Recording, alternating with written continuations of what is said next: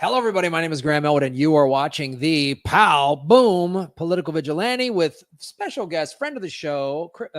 What's your name again? You've only known me for 20 years. Is it Rhonda? What is it?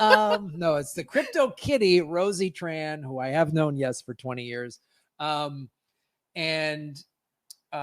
you were actually one of the people that got me to wake up to Bitcoin and crypto. There was a group of you. I was like, it was an orange pill gangbang. And that's what happened. You guys just pinned me down and put an orange ball gag on me. It was a weird event. I was high. I don't know what happened. No, but you're one of the people. You came on the show and we were like, Graham, I remember you said to me, you go, I'm a little shocked, Graham. You're this big lefty socialist against the central banks and you don't really know Bitcoin and crypto. And I was like, you're right. And several people in the chat were like, Graham, how are you fucking Bitcoin? And I started paying attention to it because I owned crypto and didn't know what it was because I owned the Ray token from Rockfin. Thank you, everybody watching on Rockfin. So now that we're following it, now I've gone full Bitcoin maxi. I'm full orange pills for sure. Full orange pill. Sure.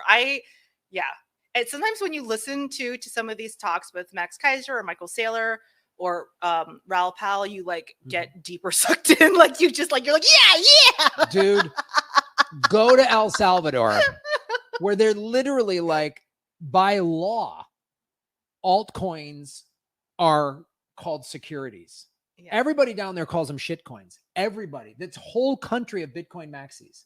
And anyone that owned altcoins, they sold them, converted them to Bitcoin. That whole country is one big orange pill. And that's largely due to a bunch of people. Max and Stacy very much helped, but Michael Peterson, who created Bitcoin Beach, he has a Bitcoin Beach podcast, and he was the surfers that made El Zonte into Bitcoin Beach. It's really fascinating. But so as you're doing a documentary on I'm raising money about a documentary about it, which is cool. That is evolving in a very cool way. I had a very big meeting last week at a big production company. I can't say their name, but things are moving. And I will be in El Salvador for the Adopting Bitcoin Conference, which is November 7th through the 9th. November 8th, I'm doing a show with Mona Sheikh, who's been on the show, and Max Kaiser. Right? He just tweeted out that he's going to do the show. How cool is that, Max? Is he doing Political Vigilante or are you doing a stand-up show? Doing a stand-up show. Where? In San Salvador at the conference. My God. That's amazing. Yeah. Oh. Max Kaiser is going to be on the show. It's like I talked to him when he was up here for Bitcoin, Pacific Bitcoin. Mm-hmm. And I hung out with him and Stacy, and he was like, yeah, I'll do this show. This sounds rad.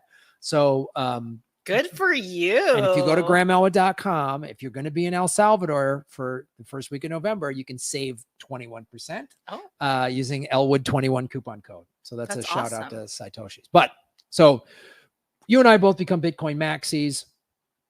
As we were talking about earlier, the crypto markets and Bitcoin markets going up and down. It could be good or bad. Part of it is we're watching the dollar collapse. We're watching, we're watching America collapse. I don't know why that's so funny to me because it's so sad. I'm not laughing that our democracy is collapsing, but it just sounds so, what's the opposite of utopian? Dystopian. Dystopian. It just sounds so dystopian when you say it. It's hard to swallow. When you're like, the collapse of our democracy, whatever. We're just saying it it's been a rainy weekend, a lot of snow this summer or whatever. It's really when you say it out loud and we're living. I'm 1984. What's happening?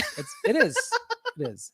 But I wanted to talk to you about this because what are your thoughts on, I'll bring this up. So one of the things that some people theorizing spiked the price recently to 35K was the Blackrock ETF. Now it keeps saying it's going to happen. It's a rumor and that spikes the price. And now they're saying it's not happening. So this was just in CoinDesk, right? So Bitcoin price drops 3% after Blackrock Bitcoin ETF pulled from the DTCC's website. So, I have mixed feelings about, I just don't like BlackRock. I don't like what they stand for. They're one of the big hedge funds that own all this real estate have deliberately jacked up the prices, as we were talking about in that earlier segment. But then as a Bitcoin maxi, institutional money flowing in is going to make the price go up, and it's going to make any of our Bitcoin that we have is going to jump up. And when Bitcoin is at 1 million, a little piece of Bitcoin you bought for $20-$30 is going to be worth 50 grand or 100. Like literally, it's going to be like, I mean, I see people saying if you own at least one Bitcoin or more, you're going to be a millionaire in the next 5 years. That's significant for regular people like us. Yeah. So what do you think of this BlackRock ETF and specifically, they keep saying it's going to happen. It doesn't. It's going to happen. And then what do you think of where we're at with it and its significance in terms of Bitcoin? Well, now my face is blocked. That's really weird. I have really mixed feelings about the BlackRock ETF for several reasons. First of all, do you want the positives or the negatives? Roll them out, kiddo. Give them all to me. So the positives are that it's going to be a big way for institutional money to get in. Maybe your grandpa retirement, grandpa retirement account, or a teacher's pension. They might not feel comfortable buying Bitcoin or opening an account in exchange, or there might be some bureaucratic system in their pension plan or whatever where they can't go to a Coinbase or go to that type of exchange to buy Bitcoin. So that process is just too confusing to them. Yeah, because they're old. So, they have a Vanguard account or they have, a Bank of America account. It's just easier for them to buy that BlackRock ETF. And I'll say this too, like I have a good friend of mine, very kind of known him for years, very great friend of mine. And he's a Reagan Republican. He's a conservative. He's not a nutbag Trumper. Like he voted for Biden because he's like, Trump's out of his mind, which I was like, yeah, well, Biden is a Reagan Republican. And I was telling him about, raising money for the documentary to go to Bitcoin in El Salvador. And he, made some joke like, oh, what are they using? Skittles for money or whatever? And I started laughing because I didn't take it. I go, his name is Marty. I said, Marty, you're one of my more conservative friends. It doesn't shock me that that's your response. And he's kind of, he's just ball busting. He's a Chicago guy. And I said, but Marty, you probably own some of it and just don't know. He goes, no, you're right. I have a investment fund through one of these big companies, TD Ameritrade or whatever. And in it, they send them a whole document, like a money market fund. Yeah. And it's like, you own this stock and this stock and this stock and a little bit of Bitcoin. So that's what you're saying is my friend, the conservative, going to get a Coinbase account and have a cold wallet? No. No. No. And a lot of these large institutions like the firefighters pension or whatever, it's just easier for them. And it's a big, bureaucratic mess to like open a Coinbase account for them, this and that. So it's going to definitely be a flood of institutional money, which is obviously going to benefit everyone that owns Bitcoin, which is hopefully everyone listening to this podcast owns a little bit. Just put 5 to 10% of it. Just a little bit of money. 5 to 10% of your money. That's it. So that's positive. That's obviously positive. It brings some legitimacy to it, to people that might think that crypto or Bitcoin is like this weird, like internet rainbow money, so it does bring a lot of legitimacy to it and it makes it more mainstream. So those are the positives. Yeah.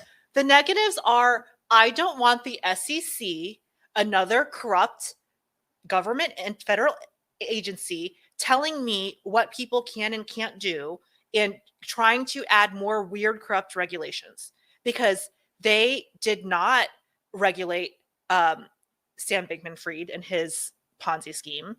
And his parents' corrupt Ponzi scheme and the $30 million that he gave to the Democrats. Exactly. And so, but the SEC did, when they heard rumors that Bernie Madoff was corrupt, they just called him and asked him, and he said, no, I wasn't. And they said, that's good enough. That's the thorough investigative report. Or with the GameStop scandal that we were just talking about, they did not, punish Robinhood for shutting down. They shut it down. Trading and allow and temporarily adjusting the price so that Citadel Capital and all these hedge funds were protected. But they tried to punish the little guy, and they actually, it's just terrible. So I don't think the SEC is good at doing its job. Gary Gensler is on a no. They are good at doing their job. Okay. Because their job is actually to protect the rich, corrupt a-holes that run the system. Like, that's the thing. They tell us, oh, they're keeping things fair for the little guy. No, the system is not broken. It's working perfectly. It's working perfectly for them. You know what I mean? It's like if you're a politician getting kicked. How much is Jerome Powell worth? Like $30 million? It's the system is perfect for them. It's laid out. The SEC is the great fake. The SEC is like a professional wrestling referee. Okay. That just goes, whoa, hey, and you just hit me in the hair with a chair, and I go, whoa. I don't even know if you know the craziness with Gary Gensler. So Gary Gensler was actually pro crypto. He is before he became the head of the SEC, he was a professor, and he actually understands Bitcoin and crypto very well. And there's speeches that are on that you can find recorded where he is praising Bitcoin and saying what an amazing thing is. And all of a sudden, when he became head of the SEC, all of a sudden now he has changed his tune. It's the most corrupt thing that's ever happened. It's funding terrorism. And you know he owns a shit ton of it. You know it. You know he's got 10,000 coins that he bought for $1 or whatever. You know he does. Probably at a federal government auction. Because the federal government actually, I don't know if you know this, is one of the largest owners of Bitcoin because they confiscated it from innocent Bitcoin people that they said were doing terrorist activities. Do you know about this? Oh yeah, no, one of the biggest holders of Bitcoin. MicroStrategies now might be the biggest, but the federal government, they own 150 or some thousand coins, like full Bitcoins. Yeah. So I'm very mixed about the Blackrock ETF. I also have my own feelings about Blackrock as you know, they are doing what you said, but they also own a lot of trailer mobile home parks, which they've jacked up the price and people are trapped there. They can't leave. So if you're paying $400 a month in a mobile home park, now it's like $800. BlackRock was one of the companies that went around after 2008 and bought up all these homes. They like gutted everything, right? And they bought up the homes and then didn't put them back on the market. They rented them out. So they did two things. One, there's one of the reasons the real estate prices have gone up so much nationwide. There's not as much inventory. The reason there's not as much inventory is companies like BlackRock have literally like 1 million homes that they're not putting on the marketplace. So it's like, that's why none of us can afford a home. Like, you're lucky you were able to buy one. You know, I bought one and I lost it. I can't buy back in now. There's no way I'm buying back in unless when Bitcoin goes to 1 million a coin, then maybe I can buy back in. You know? But then you have to decide, do I want to, and when Bitcoin goes to 1 million, you'll be in a great position because you can decide, do I want to sell it and buy a home, or do I want to keep my Bitcoin and maybe stake my Bitcoin and get some interest? I think, and maybe continue renting and stake my Bitcoin. Well, I'll tell you what, one thing I would consider doing. And when I watch Michael Saylor, is he's like, never get rid of your assets. When Bitcoin goes to 1 million a coin, I'm probably going to just get like a $200,000 line of credit against the Bitcoin and use that to buy a house. And then any house I buy now, my whole thinking was, I grew up Midwest and my parents were, Midwestern. They came from an era where you could just go to college, get a good job, and you're fine. Right? Right? Isn't that hilarious? What was that? No, I'm just kidding. Grubhub didn't exist because you didn't need 3 jobs to pay your bills. I mean, literally, that's just when they, my dad, the first house he bought in Madison, Wisconsin, he probably paid 15 grand for, 20 grand for the house, for a 3-bedroom house. Yeah. And he was able to do that on a professor's salary. He was making 22 grand a year in the 70s as a professor. You could live off of that. Gas was 50 cents a gallon.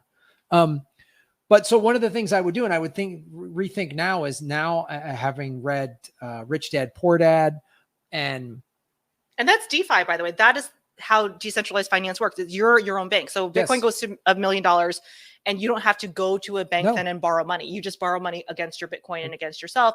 You don't have to fill out 1,000 paperwork forms. You don't have to do KYC. You don't have to check that you're not a terrorist. No, I get a line of credit. I would give, you give it to some custodial company like MicroStrategies or something like that, where you own your keys, or you can pull it out of there whenever you want, or Swan or one of those companies. And then I would buy property so that it's cash positive. That's the only way I'm buying again, is if it's like a house with a guest house. I'll live in the guest house and rent out the main house and make money, or I'm going to buy a duplex, or I'm going to buy a piece of land where I can build a little Airbnb near the beach or something like. It's the only way I'm buying property now is use my crypto to do it or my Bitcoin to do it and have a positive cash flow, because we all have to learn and think like them. That's all they think about is asset protection. And this is why the rich don't pay taxes, because they acquire assets. And then imagine you acquire all this real estate and Bitcoin and stocks or whatever, and you have $10 million in assets, and you take a 20% loan to value, which is $2 million. And then you know what you do? You pay yourself $200,000 a year for the next 10 years. You pay zero taxes because that 200 grand a year is not income. A loan. Yeah, it's a loan. We have to protect ourselves because obviously the system is stacked against us. Exactly. You have to protect yourself, and there are tools out there to protect the little guy. And why shouldn't we use these tools for ourselves when they're using our money to pay for 9,000 wars? Mm-hmm. Yeah.